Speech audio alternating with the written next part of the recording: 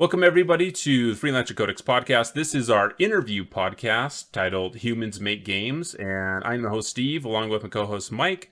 And today we are pleased to welcome Fernando Melo to the podcast. Fernando, welcome. Thank you for being here. Hey, thanks very much for having me. Appreciate it. No, we really appreciate you taking the time off from your busy day to come and talk to us about a couple of things that you've been working on. And first of all, Fernando, can you kind of explain to our listeners who you are, what you do, and how you got started in the game industry, I guess? Yeah, for sure. How much time do you have? We have as much time as you have. So, I mean, if you I'm want here to the rest of talk, the good. night. we'll record. Yeah, so I've been a producer in the video games industry for over 20 years now. I started just out of school. I was growing up in Toronto, in Canada, and I got my start doing a little bit of art and a little bit of programming. I got into some project management and really enjoyed it, kind of heading up a small team. And then just kind of from there, my appreciation for production grew, and I wanted to continue down that path. Most recently, I started a studio last year called Blit, which is working on a couple of games. Prior to that, I was 12 years at BioWare, where I worked on both Dragon Age and Mass Effect franchises as a producer. And then before that, I was at Take-Two Interactive out of the UK, where I helped start the 2K Games label in Europe, as well as they had a few other labels. So essentially everything that was, I guess, non-Rockstar was some of the things that I was involved with. Rockstar kind of had its own thing. But everything else, they had a few different labels. They had like Global Star and Gathering and Developers at one point and so forth. So you've only been around for a couple years. I mean, it's only been 20 years in the industry, That's right? right. That's all. Yeah. I mean, and you've worked on some of the biggest titles the game industry has seen. Talking, about Mass Effect. It's only one of the biggest franchises out there, right? So just small things like Mass Effect that you've worked on is your time as a developer. Yeah. Well, So I mean, I'm hugely appreciative of having had the opportunity to work on those things. A lot of it is, again, it's just luck and timing. But it was a fantastic team. It was a lot of fun, both that and Dragon Age. So I would like to go back even farther. Like, what made you say, young Fernando, like, I want to develop video games? Was it just like, I guess this is the only I got a job offer, I guess let's go do this, or was it always a driver that, hey, I want to do this as a career? Yeah, actually, interestingly enough, when I was growing up, I wanted to be a pilot. When that didn't work out, which was right after sort of like high school, going into university, I had made the regular applications and so forth, and that on the military side, and that didn't pan out, or at least for the roles that I wanted. So then my fallback was I love playing video games. I had been playing since I was a kid. I was actually really fortunate. I kind of grew up in Portugal, and my grandfather was in the Merchant Marines, and spent a lot of time in Asia. And at one point, I don't recall exactly how old I was, but at one point he brought home a console from some part in Asia where he was at the time. And I remember it wasn't a Nintendo system, but it definitely had like Pong, and it had a light gun that you shot like squares, white squares that would dance around the screen and stuff. And I was like totally hooked on this thing. And then, from there, things like the ZX Spectrum and VIC-20 and Commodore 64, and then onto PC and stuff. So I was always playing games, and in particular, actually, even flight sims was one of the things once I got onto the PC side of gaming. I suppose on the Commodore 64, there was already quite a few as well, but those were kind of my bread and butter type of games because I was so much into the material anyways. That once things didn't work out, then I kind of fell back of like, well, I enjoy playing it. I had this idea of wanting to make a game and what would it take. I was already studying programming and a little bit of computer graphics as well. So it kind of seemed like a natural progression to do something like that. And I was really, really lucky actually to get a summer job working at a multimedia studio, which wasn't even quite games. It was more like it was kids edutainment, CD-ROMs, and websites and things like that. But it kind of gave me a chance to start putting some of those skills to practice and learn how to work on a team and those kinds of things. And then it just kind of grew from there. And again, just very fortunate to kind of get my foot in the door. That seems to always be the hardest part, is once you get in, it's actually a lot easier. You tend to know people and things like that, but getting kind of your initial foot in the door is the hard part. But once that happens, it's pretty easy to progress after that if that's something that you're interested in. Very cool. So going from wanting to be a pilot to like just, hey, if I can't do this, I'll just build games where I can be a pilot, right? So Yep. that's kind of well, that's super cool. So for your time in the industry for the 20 years that you've been in, has there ever been a time where you like wanted to get out of the industry and go do something else? Yeah, I've often fascinated to just go, either plant potatoes or do something just with my hands that had zero like high-end technology related to it. That's super naive. I know nowadays farming does have a lot of technology related to it, but just this kind of sense of I want to just do something that has zero me having to solve these kind of technical problems and things like that. So, um, but no, I mean, not in a serious sense, I don't think I've ever really encountered that. There's a few times, especially when you're going through finaling a difficult game or something, and you have a crunch that you're going through, and you're tired and exhausted all the time, and that kind of stuff. Obviously, that wears on you, especially when you also see that affecting your peers and even your family. Like my wife jokes, quote unquote, not quite a joke, but essentially, like when I'm crunching, the whole family is crunching, right? They feel it. Everything lands on her to help with the kids and all this kind of stuff and pick up a lot of the things that normally I would be involved with just because I'm zoned out effectively, for a long time. And your brain is just saturated with all the things you need to deal with while you're working, right? So there's times in those times it's hard to kind of go like, geez, I wish I could be doing something else perhaps. But at the same time, like I always enjoyed the people that I worked with.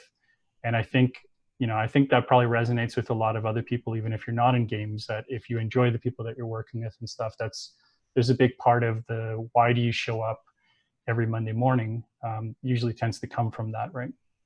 That Yeah. sense of the other people that are around you and your responsibilities towards that as well. So yeah, there's a few times that you kind of cross my mind, but never seriously enough to kind of think, that's it. I'm definitely done this time or anything like that. I'm hoping I can continue to do this until I get bored or something else It, more interesting perhaps comes up as I get older. I don't know, but yeah. Is there that fear that if you do go become a tomato farmer, that someone on Twitter is going to be like critiquing your selection of tomatoes? Like, why on earth are you choosing this tomato oh, seed? I What is sure wrong hope with? not, because that would be a huge reason for wanting to go do that in the first place, right? That would be this, yeah.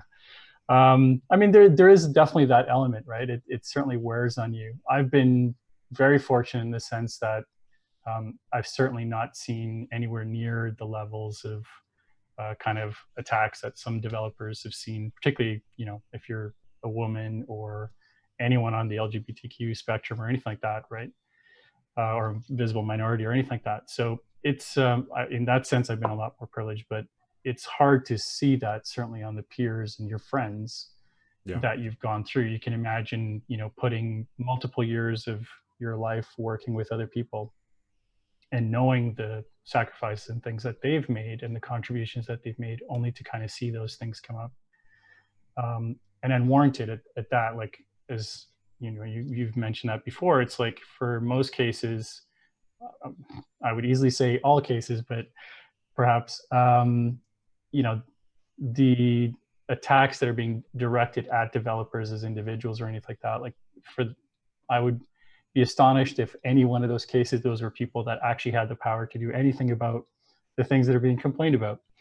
They just Right. happen to literally be in the crossfire to some extent, right, of whatever that is being directed at. So it can be very thankless in that sense, but at the same time, like, some of my best memories have come from meeting fans and having those kinds of engagement when it works and when it's positive. It's actually one of the most rewarding things to see people play the game for the first time and experience it and kind of see their face light up or be surprised at something that had gone into the game and the team put a lot of effort into it, and have that payoff of people reacting to it. That's, you have both sides of the coin, right? Right. Do you have a proudest moment in the industry for you? Right. I mean, up until now, I'm sure there'll be more in the future because you are. I mean, creators create. So, do you have one that comes to mind now? That's hard. Like honestly, every single one is like your child, right? Like they're all special in their own way. Even the most difficult projects, and even ones that ultimately ended up, being canceled or did not work well or something like that. In my past, they all have really hard fought, hard earned lessons in there somewhere, and a lot of them actually end up having, in some cases, silver lining in the sense of like, hey, this thing was canceled, but then it mutated into a new project that actually turned out really, really well, or something along those lines. So I honestly, I don't know that there is one, like Yeah. every single one I could point to, and there's a handful of things that I felt really, really proud about. Whether it's me personally, what I got out of it, and my contribution, or just the people that were around making it happen. Um, yeah, every single one of them it's kind of like your baby, right? So Yeah. I definitely I have three kids, but I definitely have a favorite. So I kind of under no, but as we were talking about don't crunch, tell as we're them that. no, I don't. I'm making sure they're not around.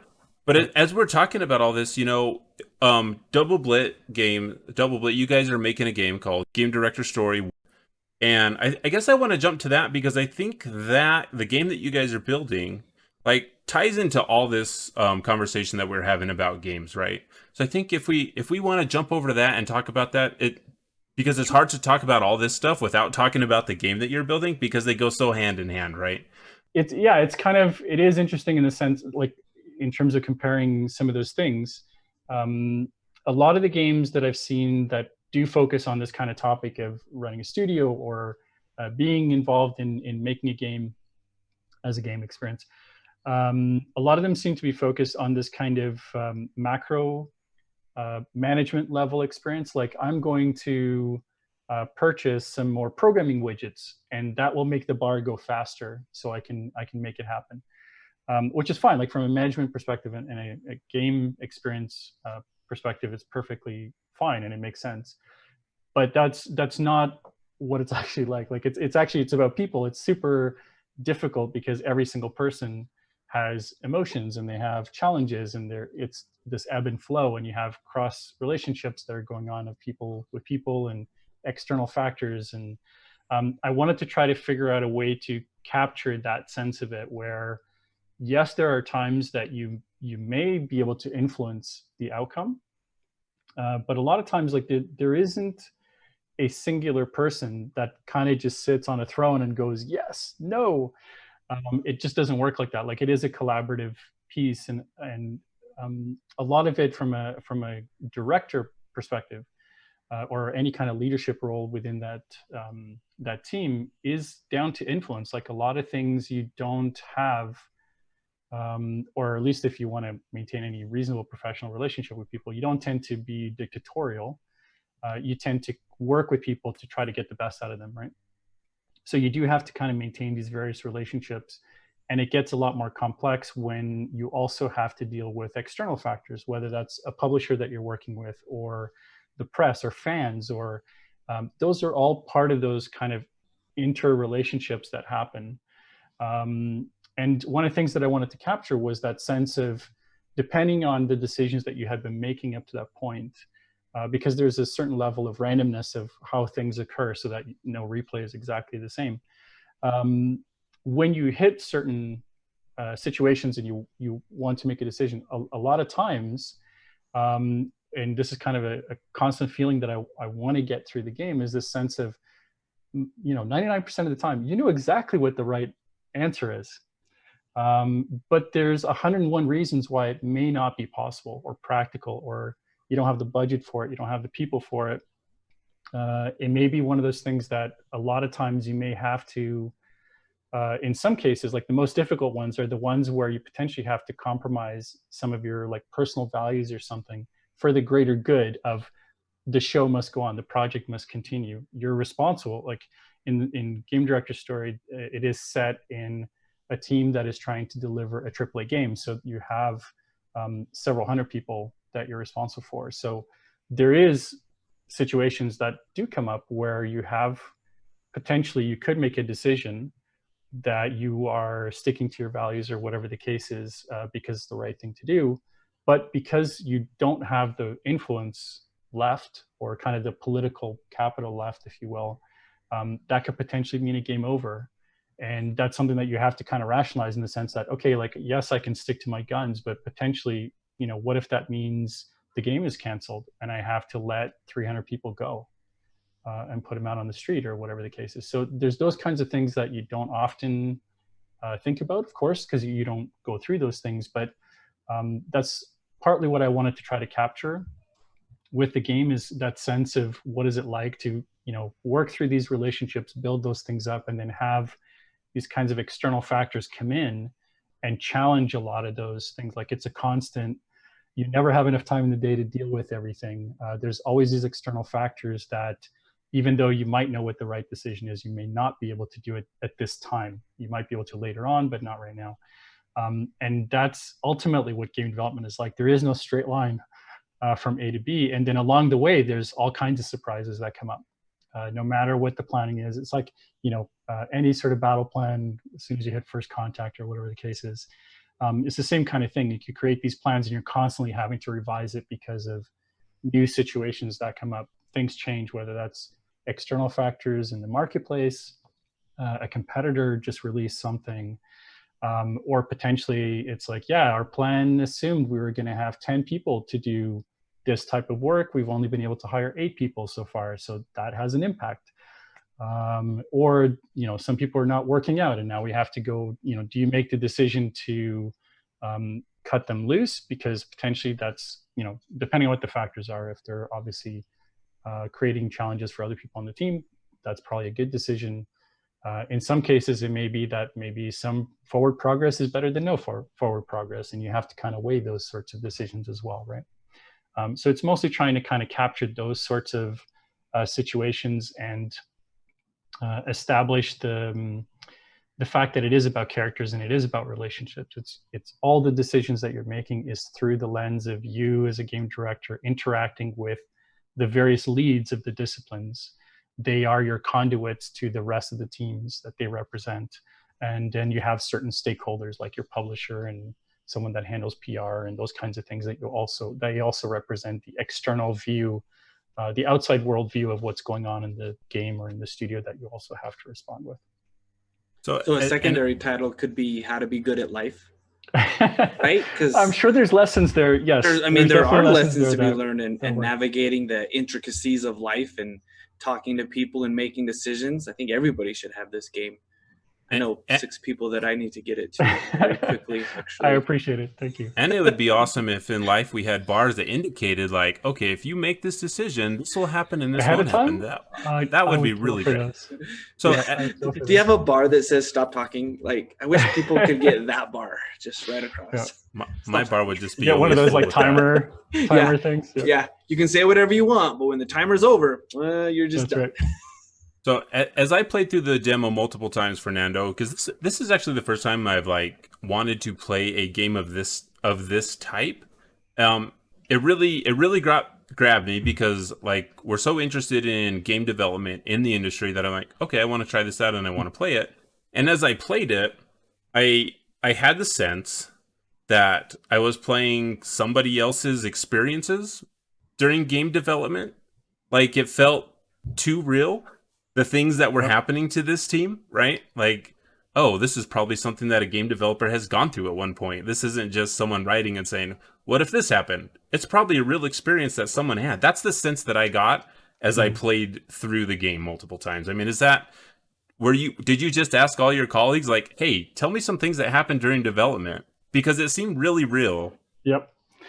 Yeah, absolutely. And actually, that's one of the things that I also want to make sure that we capture, is that all of the situations that are in there are real.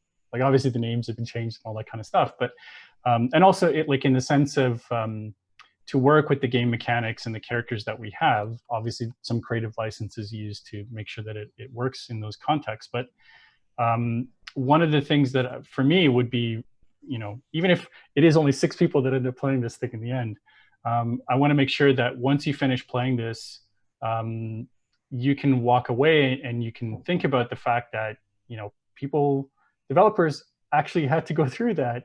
That was a real thing that actually happened, and someone actually had to go through those things. And the interesting part so far, and to your question, yes, like some of it is my own experiences through various all my previous years, as well as a bunch of colleagues that I've been working with over the years, not over the years, over the last few months. Well, I suppose many of them I knew over the years, but in the last few months of working with the game is when we started talking more about this. And really kind of trying to do justice as well to a lot of those experiences. But the really interesting thing is we have actually, when you play the demo, there's a link to a survey. And one of the things, like in terms of people putting in feedback and stuff, one of the things that I found really fascinating, and even actually some of the colleagues when they reached out to me afterwards, everyone assumes that it's being written about them. And the fact is, like, these things are unfortunately like so common. Like most developers have experienced at least some of these things, that it feels really personable from that perspective. And I'm really, you know, in a strange way, like I'm happy to hear that you also feel that, because I think it's really important that someone that has not lived through that in the experience in the industry gets that out of the experience. Like I would love for nothing else that at the end of this, that a player could, you know, sit back and go, holy smokes, like someone actually had to deal with those things that I just went through. And part of being in those shoes for a little bit and having that experience hopefully helps to build a little bit more kind of compassion, empathy for the people that actually do this for a living, and help to make all these fantastic games that we love to play, and countless others that we never get to see, like for whatever reason they never get to see the light of day or whatever. That to me is really what this is about, is trying to kind of capture those essences so that someone could get that, you know, walk a mile in their shoes type of experience. At the same time, one of the things that I'm trying to make sure that we balance really, really well is the point is that this is not meant to be like an expose of company X or anything like that, or certain individuals or anything like that. And it's also not, you know, the worst thing for me would be that by playing this, it is actually like a triggering thing for developers. Like they had such a terrible experience and now they're having to relive some of that. Like that's certainly not what we're going for. I want to try to strike that balance where a little bit like, I suppose like a TV sitcom, you can have humor, and the fact that it, you know, some of these things, looking back on them, they were super stressful at the time, but now looking back on, like, we laugh about them because of how ridiculous they are. Yeah. In, you know, several years on, you look back and you're like, how did we think that this was even a thing? But at the time, it was very stressful because of all the factors that were around. And given the information you had at the time, some of these genuinely felt like do or die type things. Like the game does not ship if we do not solve this problem. So given, you know, hindsight being 2020, you can see perhaps that's not the case later on. But at the time, given the information you have, you got to make the best decisions you think you can and trying to capture that. So, but ideally what I'd like to get to is from a developer perspective, you can see those things in there and it does feel genuine, and especially that it's being handled, those situations are being handled respectfully as well. But also for someone that has never had any development experience and is curious about, you know, what would it be like to be a fly on the wall in these kinds of things. Like one of the interesting things, actually, another conversation I had with a colleague of mine was that I kind of realized afterwards, like even most developers don't often sit in the room when those kinds of decisions are being made. They typically hear about it after the fact and how it impacts them. Like, oh, we're now changing this direction. And that's a failure from a management perspective of not perhaps explaining the context and whatnot, but that's actually really, really common. So even for most developers, they may certainly have experienced some of these things, but not even be perhaps in the room or in a position to influence or have to make those decisions. So that's kind of what I'm hoping to do, is have people be able to sit in the room, hear some of the context of how did we even get here in some of these cases. And now that we are here, here's the options, right? Like there's bad and there's slightly less bad. Yeah. Which one do you want to take? And they all will have, like, you can see it, the writing's on the wall. It's like, this thing is going to come back and bite us on the ass, but it's the best decision. Sorry, I don't know. No, you're okay. You're okay.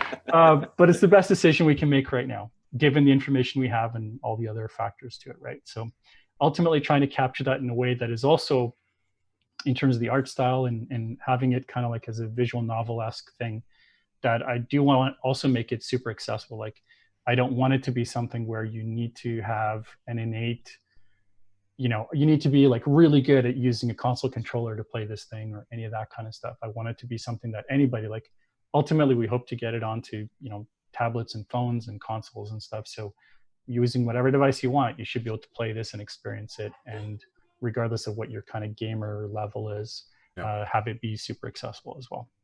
Well, as you talk about it, Fernando, it seems like, do you feel a greater weight of responsibility to nail this game because of the stories you're telling, because of, the education you can do for the people that are playing it, the education, or maybe giving other developers insight to the process before they get in? Because it seems like more important of a game than, I don't know, maybe just a game where you shoot aliens, right? It seems like you're putting more emphasis on, like, this is how it is. This is the things people go through in order to make the games that you enjoy. I don't know if maybe I'm just projecting there, but it just seems like it's more important than just, hey, go shoot this alien and here's a story about shooting aliens. Yeah, I mean, I guess one of the things I should say is that's part of the reason why I wanted to start my own studio, is to go and do these things, right? So I guess in that sense, like, I do feel like I certainly want to make sure that we do a good job of representing these things faithfully and respectfully in some cases, depending on the material that is related to. I guess, I mean, part of it too is just kind of the reason for wanting to start Double Blit was some of that. Like, it was actually one of the turning points for me was watching the Video Game Awards show, maybe, I guess it was 2 years back, Christmas time, December. And even now, like the most recent one this past December, or you look at some of the console announcements recently or anything like that, and it still feels like, I don't know, I'm making a number up, but let's say 80% of the games are all like ultra violent shooters, super gory, super dark. Even if it's not a shooter, it's like a really heavy material. And at the end of the day, it's kind of like, the world needs a little bit different right now, it feels like. So that was kind of like part of the impetus as well, as to, I didn't feel like that's what I wanted to do anymore on the AAA side, having spent most of my life there. I felt like what I wanted to use the rest of my time for was to put together things that can, like I said, even if it's 6 people that end up experiencing this thing, they will feel like it's hopefully benefited them and helped to give them a different perspective, perhaps. And at least, if nothing else, it's trying to do justice to a lot of what developers have gone through over the years and continue to go through as we keep seeing more stuff in the media, right? Yeah. And I think as I played through the game, one of the small little details that I really enjoyed, I don't know if I can say I enjoyed it because it's kind of sad also, but the avatars are stuffed animals of the characters. Mm-hmm. And as they get pushed and pushed more and more, like, they start coming apart at the seams. And I'm like, well, that's a really cool way to indicate, like, being able to see where their meter is, I guess, of how they're feeling during development. But it's also really sad that they're like, oh, these people are actually coming apart at the seams. And that's kind of it's a weird thing to be like, oh, that's a cute little detail, but these poor people probably felt this way, that they were coming apart during this development. I mean, can you talk about that? Like, was there discussions on how do we depict people are just kind of fed up and they're getting burnt out? Yeah, that's exactly where we landed. We had looked at doing, like, actually having people, like with most visual novels.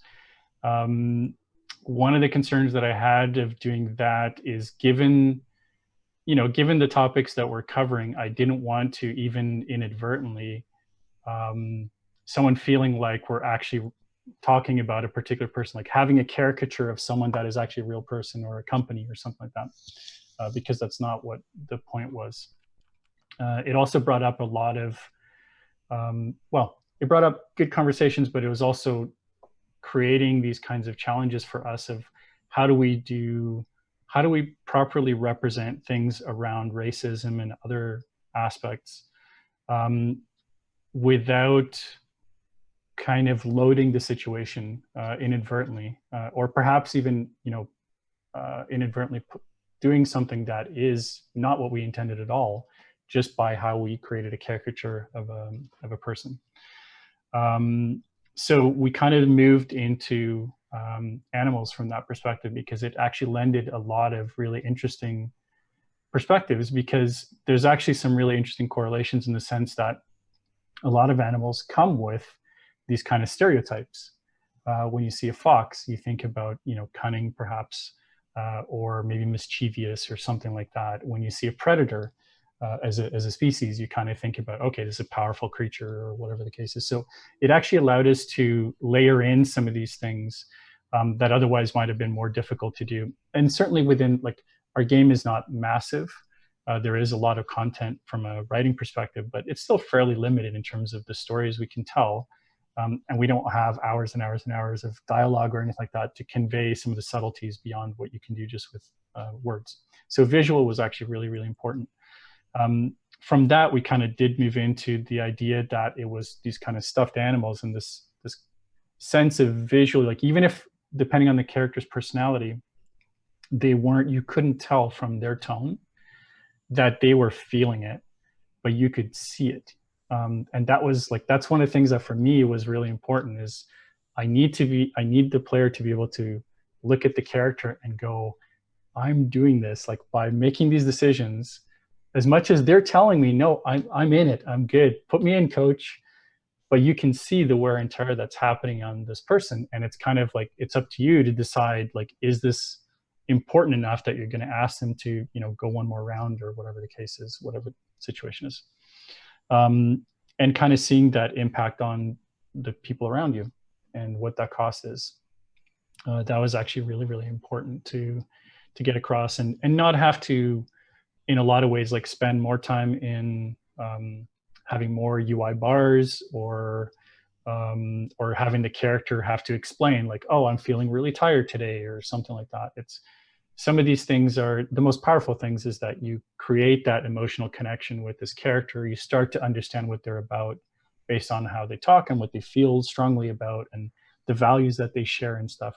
And then, when you're making a certain decision, even if you're not talking to them, you're like, I know that this is going to really upset this person, because this is against what they stand for. But this is, given the bad or less bad option, I have to do this thing. And then seeing the next conversation you have with them, and it's, even if they're not saying it, they're showing it, and you can tell that it's wearing them down and stuff, was a really important aspect of it. Yeah, not to spoil too much, but there is a dialogue choice or a conversation about, sending a team into crunch in order to make a deadline before the infamous E3 trailer, right? Because, E3 is a big deal. And have you ever had the situation where you're like, I really don't want to ask people to do this, but we kind of have to ask people to do this, or else the game just, or else we're not going to get the trailer? I mean, is that something from your experience? Is that something just from another developer that because that seems like a super hard excuse me. So I think every developer and every game, at least, I mean, I shouldn't say every game. There are actually really good examples of developers that are working very hard and making decisions specifically around preventing those things, which is good, and we need more of that. On the AAA side, that is very uncommon. In fact, I don't really know anyone that's shipped the game that way. And there's actually a lot of factors to it. It's not as simple as saying we're going to not do this. It seems like it's a really easy decision. Sometimes it can be, but a lot of times there's a lot more nuance to that. So that was definitely one of the things that, there's a certain number. I don't know how many we can ultimately get in the game. Depends on scope-wise and how far we can get into it. But I'm hoping that we can represent most, if not all, of the really big issues that we see. I'm sure, like, you guys are seeing, you're kind of adjacent on, while you're not developing, but you're certainly aware of what's going on. You're paying attention to what's going on with various developers and games and stuff. And as are a lot more players, which is actually really interesting from a timing perspective. We're seeing a lot more interest from people of, why are these problems continuing to come up all the time? Why do developers have to keep crunching to make the games that I enjoy? So it's hopefully trying to represent that. There is no, at least in my experience, there's no easy answer when it comes to certain crunch. The other part is that crunch is one of those things that it can mean lots of different things. In my experience, I think you kind of need sort of three factors to really not to really come together in terms of not having a team have terrible crunch. Like this is prolonged months on sort of death marches is probably a more precise term. So the biggest things for that is you do need kind of the leadership to agree that this is important. In other words, be willing to make decisions that help to prevent those things. And usually those kinds of decisions tend to mean either spending more money or making scope related decisions in other ways, like cutting back or whatever the case is, or hiring more people in some cases. That's not a silver bullet either, because that comes with its own challenges. But there, if you can see far enough ahead and you can see it coming, you have more options as to how you can try to tackle it. But the first most important one is a willingness to go and do that. If you have that, the next one is on the game team itself, like the leadership of the team itself, as opposed to whoever is ultimately paying for this thing, whether that's a publisher or the game studio or kind of the leadership that the game leads respond to. The game leads themselves need to be committed to that thing, like as a collective, because everybody, like the team has to cross the finish line together. There is no, I'm going to do this for my team and screw everybody else. Because then at some point people are crunching, right? And sometimes that's actually more common where certain groups are able to manage their workload, their scope, their prioritization better. That can come from their leads doing a better job of that. That could come from perhaps they're not on the critical path of the game, so it's easier to make those scope cuts. Like it really depends on the kind of game as well. In some cases, what you can remove and scope and so forth. The last one is actually down to the team members as well, which I've also seen. And again, this, to be clear, this is not a criticism of any single team or anything like that. It's just, this is quite common in these situations where you do have prolonged crunch and stuff. One of the things that can sometimes happen is you also have the team members themselves where they are so committed to doing a great job and wanting to make the game the best that they can, that when it comes time to saying, okay, this is good enough, move on, they don't. They continue to work on it. It's not quite there yet. Our deadline is in 2 weeks, therefore I'm going to spend my last 2 weeks working on this thing. And not maliciously, but inadvertently, they will sometimes sign up teams downstream from them to crunch by delaying their deliverable or whatever the case is, right? Again, hugely simplifying what actually goes on, because there's lots of reasons why that may have been behind or why there's more work needed or whatever the case is. But in general, you kind of need those three groups to be aligned on whether they want to manage this thing that way or not.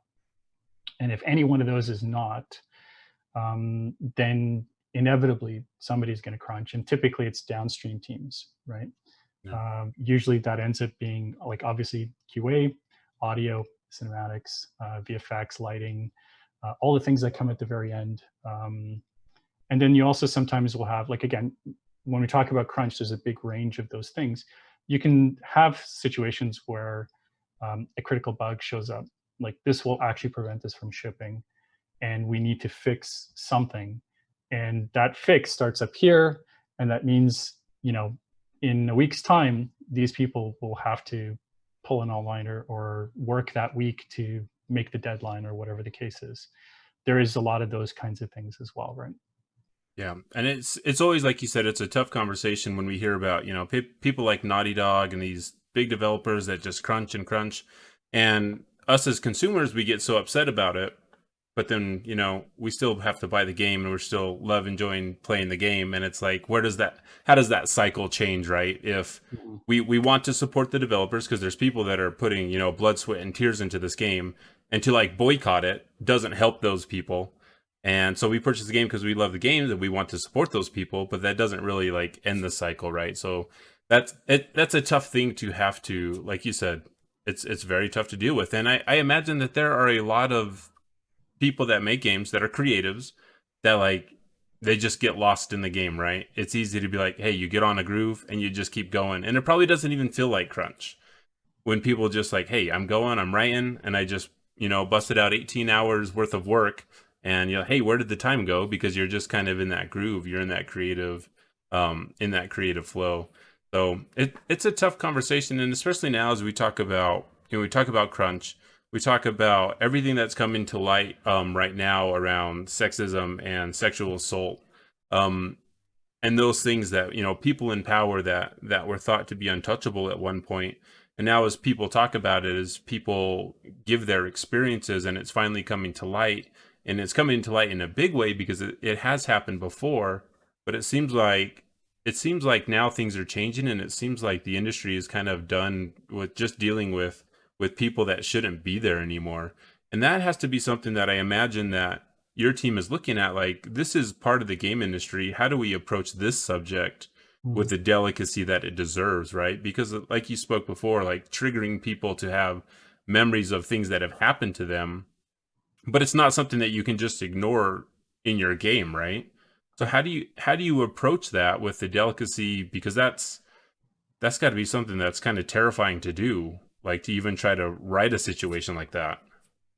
Yeah, it's I mean, sadly there's a wide range of situations that can portray that. Some of them are a lot more challenging to deal with and so forth, and it depends as well. Like, one of the big things that I want to make sure with Game Director Story is that as a player, you're never in a situation where you are that you're able to do something like that, and that you're able to essentially do something bad. What tends to happen is that you hear about it through your leads mention, like, hey, somebody on my team just brought this up, or whatever the case is, and then you have some options of how do you want to deal with this thing. So having that, I think, helps.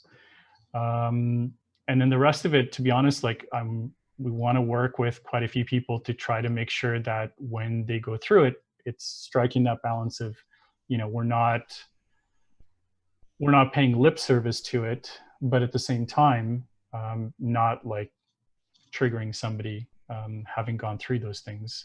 That would be my worst case scenario, is inadvertently doing something like that, and it's actually the opposite of what we're trying to do. But I think it's important for players to kind of see, I mean, if we can pull it off, for players to see how can something like that survive, permeate, um, you know, what does it feel like when someone comes to you and goes, I don't know who else to turn to, I don't feel like I can go to HR, and I don't feel I can go to my manager, or whatever the case is. You seem to be somebody that I can trust, or whatever the case is, and here's my situation, what do you suggest? And that's a really really difficult conversation to have. um, but that's ultimately, like, I want to make sure that we kind of have players go through that, in order for them to feel what it's like, in some cases being either helpless, like, you do not have the political capital to go and solve this problem on your own. At best, you may be able to influence something towards that, or maybe not. And all you can do is try to build an environment on the team that you do have control and influence over, and what you expect from them and how you want them to behave. But that's definitely, like, that, and a couple of other issues as well, are certainly going to be one of the more tougher ones for sure. But I want to make sure that we try to do that. We'll have people read through it ahead of time, experience it ahead of time, and give us that feedback, to make sure that we're at least, you know, trying to handle it properly, and absolutely worst case, if it turns out that we're just not hitting the mark with it, then I'd rather not have that, at least for now. Maybe later on we could add additional scenarios or situations that could come up, and that could be something there. So Yeah, well, I'm really excited to get the final product whenever you all are ready to deliver. It Like I said before, it's not a game that I normally play, but it just captured my attention. And like playing through the demo multiple times, I'm like, yeah, that feels like, I need to know more of the story. I need to know where it began and how it ends, because you can't just end here on E3. That's like, yep. it's E3 moment. What happens? I have to know what happens uh, next. So yeah, no, and actually that was an interesting one as well. Like the event that you play in the demo is one event that happens early on in the production phase. So the game itself will start at the concept phase, where it is a really small team. You kind of know everybody. And then as you kind of progress and the game gets signed with the publisher, the team grows to over 100 people, and you're kind of struggling with some of those pain points as well, and what that means. Situation or decisions and deadlines and things, like you move from that kind of blue sky, anything's possible, and all of a sudden like deadlines start to matter more, and you're having to make decisions about like, no, this is out, this can stay in, and each of those decisions can potentially upset people or so forth. So you're starting to kind of deal through some of that stuff, and then ultimately getting to finaling the game. As you go through each of the phases, there's multiple events that could occur in random. So this time you encounter E3. Next time, maybe that's not there, and it's a different event that shows up for you. And then there's also outside of the event. So events are meant to be like a fire drill. It's for the next couple weeks. This is the most important thing that we're dealing with, because it just caught on fire. And that's what everybody's talking about, and that's what everybody's focused on. And the E3 thing is kind of this iconic, everyone, even outside of being a developer, I think kind of gets that or has heard enough about it. So it felt like a really good way to kind of introduce that concept. But even when you're outside or you're done the event, then you kind of go back into regular development mode, which isn't in the demo yet.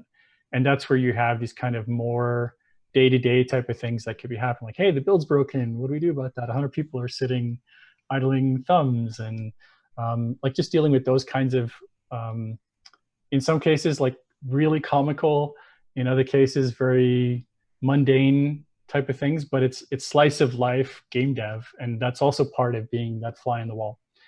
And there's the thing is that constantly that counter of the next deadline or the next fire drill or the next, milestone is always there. Like that time is constantly moving forward, and every single day you do not have enough time to deal with all the problems. So inevitably you have to choose which ones you're just going to fall to the side, let those plates fall, and you'll have to pick up those pieces at some point.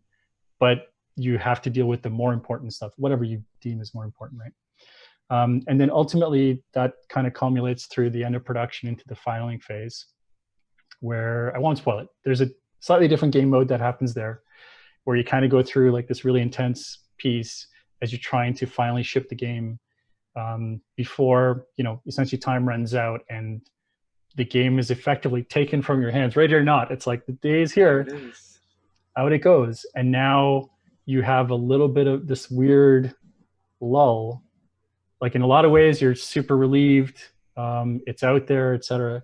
In other ways, all the faults that are in there, and all the hackery and all the duct tape and stuff that went into just getting that out the door on time. And now you have this kind of couple weeks lull before the game actually comes out and it's insert, so forth, where you have to deal with these kinds of issues that could be coming up, like, hey, Sony just said there's an issue here, and unless we fix it, the game's not going out. So that's now a new firefighting thing that you have to deal with. So there's those kinds of things of trying to get to the very end. Then, of course, the game comes out, and then seeing the feedback from that. So, going through, it is very important to kind of see that aspect of it, knowing intimately all the warts and stuff that you had to leave in there, because at the time, those seemed like the right decisions to make. And then kind of getting that sense of this is what, fan reaction is on Reddit and on Steam reviews and YouTubers and press and Metacritic and all these kinds of things, right? Both the good and the bad. and having that kind of a reflection of all the things that was part of that experience. So my hope is you get to the end and you actually feel like you shipped the thing. Like, I can't believe we made it to the end. We actually managed to get this out the door. And yes, it's got these problems and I'm super proud, but I'm also super angry that we left some of these things in there. And that's game dev. And then you have to decide whether you want to go get back on the horse and do one more round after that. So as someone that has always wanted to make a game, I don't need to do it anymore. I just need to play your game and I will get that sense of accomplishment. Well, you'll certainly get all the drama of it. Nice. And all the challenges. I think I would definitely encourage you to try making a game yourself. I mean, nothing beats actually hands-on going through some of that stuff, no matter what the scope is. Even if it's like a 48-hour game jam or something like that, it's hugely enlightening just to see, even just in that short span, like some of the things that come up and that you have to deal with and so forth. But I hope Fernando, if nothing else, if you don't get the chance, then at least you'll be able to experience it through game dev. So. I was gonna say, but it looks really hard to make a game, so maybe I'll just play your game instead. As long as I don't have to. You should know why all developers say it is really hard to get a game out the door once you get through this. I guess as long as I don't have to read YouTube comments in your game, I think I might be able to go through make it. A note. Read. Yeah. Make sure they read YouTube comments. I mean, it also feels like I get a sense of like you're living the movie Inception, right? Because you're a game director on game director, and like at this point, do you know how many levels you are deep, or is this just kind of like I don't know if I'm in a dream right now or what's happening here? Because that's we've actually joked that it should be essentially a game about making a game about making a game. So essentially, it's like the team in the game is making something like a game director story. Nice. Which is a game about making games. We're gone 3 levels. But I don't know deep if we'll go quite that far. Yeah, that's. And you'll just have your avatar at a computer, and you're telling the avatar what to do. Yeah, in the end, it's actually just a shot of you facing the screen. Oh, jeez. No, I'm kidding. It was you the whole time. So that's Fernando, thank you. Just cake, right? Yeah, it's. I still don't understand the cake thing. I was gone for 1 weekend, and all of a sudden, people think everything's cake. I just don't get it. Yeah, it's true. Actually, like the last. Easily the last month or two, it's been a lot of heads down. Like so much stuff is going on, and it's just like primarily me that's doing a lot of this stuff. We have a great team, but in terms of just wearing so many different hats to keep things going, so I haven't had a chance to really spend as much time on social media as I wanted to. And it's honestly, it's like you go away for a couple of days or a week, and then you come back, and it feels like it's another world. Like so much has happened in a week. And you're trying to catch up and you're like, what? This happened? And yeah, it's can be actually quite overwhelming at times, but in a way it's good. Like these things are really good to get out there, but yeah, it can be a little bit hard to follow and sometimes it hits hard, right? So yeah, it feels like the meta of a video game. But Fernando, before we let you go, since we've been chatting your ear off, can you tell our listeners how they can find Game Director Story, where they should go to do that, where they should go to follow you and follow more updates on the game? Sure. Yeah, thanks. I mean, the best way is to go on Steam. The demo is there and just look for a Game Director Story and it'll come up. You can also check us out at doubleblit.com or on Twitter at doubleblit. And then mine is Disco Babaloo, but you can follow me through the Doubleblit account as well. Awesome. Fernando, thank you so much for your time. We really appreciate it when it takes time to make games, and this is time that's being taken away from you making video games. So we really appreciate you freeing up a couple of minutes to talk to us and talk to our listeners about Game Director Story. So thank you very much, Fernando. It was my pleasure. Yeah, it was my pleasure. Thank you so much for having me, guys. Really appreciate it. No problem. No problem.